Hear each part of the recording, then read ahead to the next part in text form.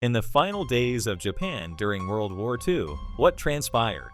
Was the use of atomic bombs against Japan inevitable?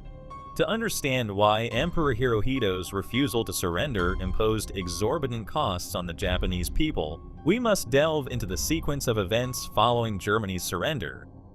The Molotov-Ribbentrop Pact, a non-aggression treaty between the Soviet Union and Nazi Germany, initially provided a fragile sense of security for both Stalin and Hitler. Hitler, confident that the Soviet Union would not interfere with his ambitions to dominate Europe, proceeded to occupy much of the continent. Stalin, focused on addressing the Soviet Union's industrial shortcomings, was reassured by the absence of an immediate German threat. However, this uneasy peace was shattered when Germany launched Operation Barbarossa, invading the Soviet Union in a brazen violation of the pact. Several factors likely influenced Germany's decision to breach the agreement. The need for Baku's oil reserves and the fertile lands and mineral resources of Western Russia, particularly Ukraine, were critical to sustaining Germany's war efforts. Had Germany succeeded in securing these resources and advancing toward Iran and the Middle East, it would have posed an existential threat to the Allied powers. Recognizing this, the United States and Britain bolstered their alliance with the Soviet Union, despite the immense challenges of rebuilding the beleaguered Red Army. To supply the Soviet Union with essential resources, the Allies turned to Iran. Using the pretext of Reza Shah's regime's ties to Germany, Britain and the Soviet Union invaded Iran from the south and north, respectively, leading to the collapse of Reza Shah's government. The Trans-Iranian Railway became a lifeline, enabling the Allies to deliver crucial aid to the Soviet Union. This support proved pivotal, allowing Stalin to regain momentum and eventually push back against Germany from the east. In the West, Germany's invincibility crumbled during the Normandy landings. With Hitler's suicide on May 8, 1945, Germany formally surrendered. However, the death of U.S. President Franklin Roosevelt, just 26 days prior to Germany's surrender, marked a turning point.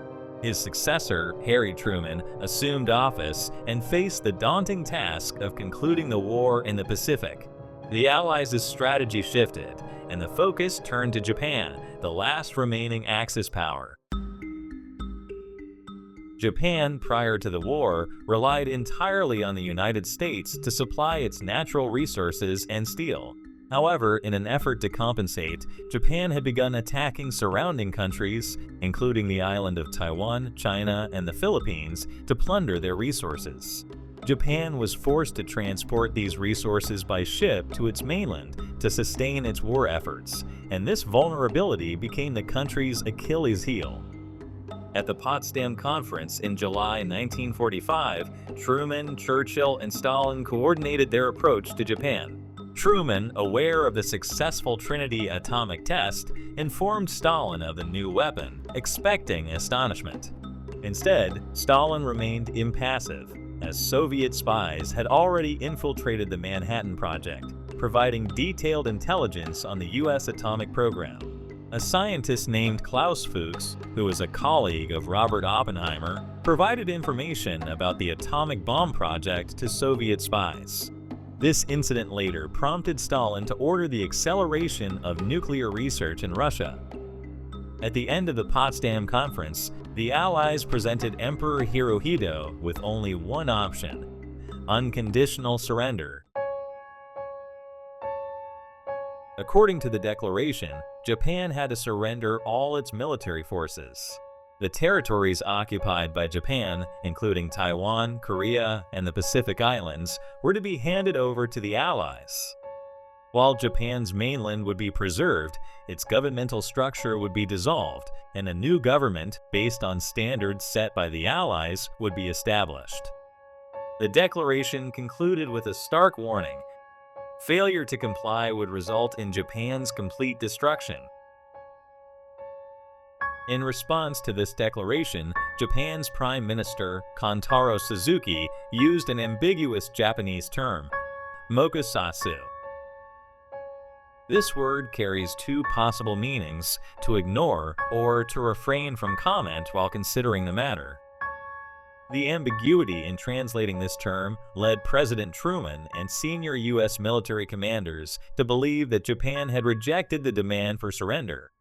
Meanwhile, Truman was eager to end the war quickly, with minimal further loss of American soldiers, to secure his legacy as U.S. president and claim credit for ending the war. Although he had secured Stalin's promise to cooperate in an attack on Japan, Truman secretly did not want the Soviet Union to gain a foothold in Japan as it had in Germany. This made the option of using the atomic bomb a serious consideration for Truman.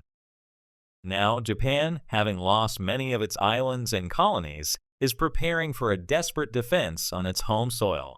This means that the entire Japanese population is ready to fight to the last drop of blood against the enemy. On August 6, 1945, the U.S. dropped Little Boy on Hiroshima, killing 80,000 people instantly and leveling the city. Despite the devastation, Japan's leadership hesitated to surrender.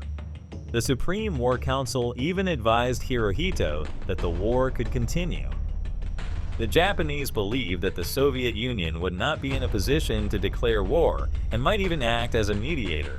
However, on August 8, Stalin ordered an attack on Japanese forces in Manchuria, dealing another heavy blow to the Japanese army.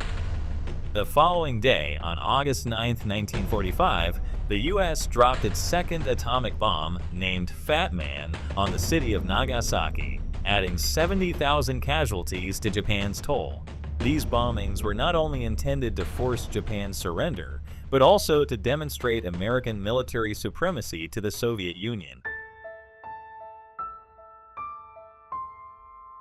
On August 10, Japan announced that it was considering the surrender proposal, but the country's War Council still insisted on preserving the divine status of Emperor Hirohito. The U.S. and its allies outright rejected Japan's request, stating that the emperor must fully submit to their demands. Generals and some senior military officers in Japan continued to resist this demand, but Hirohito conceded that the war could no longer be continued. Even 2 days before the emperor's surrender broadcast, some officers attempted a coup, but it was unsuccessful. For the first time, the Japanese people were about to hear their emperor's voice on the radio, but the message broadcasted was bitter for them.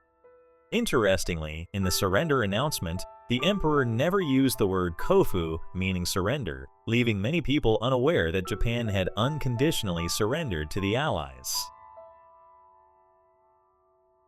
After carefully assessing the situation, I decided to find a way to end the war. The enemy has begun using a bomb of unimaginable destructive power, causing the death of many innocent people. If we continue the war, it will lead not only to the complete destruction of our nation, but also to the annihilation of human civilization.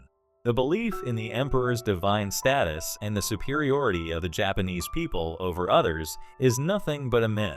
The emperor's position has always been based on the trust and unity of the people, not on divine superiority. The final part of this statement was written under pressure from General Douglas MacArthur, who became the temporary ruler of Japan after this announcement. With Japan's surrender, General MacArthur assumed the title of Supreme Commander for the Allied powers in Japan, effectively making him the ruler of Japan. He held complete control over Japan until 1951.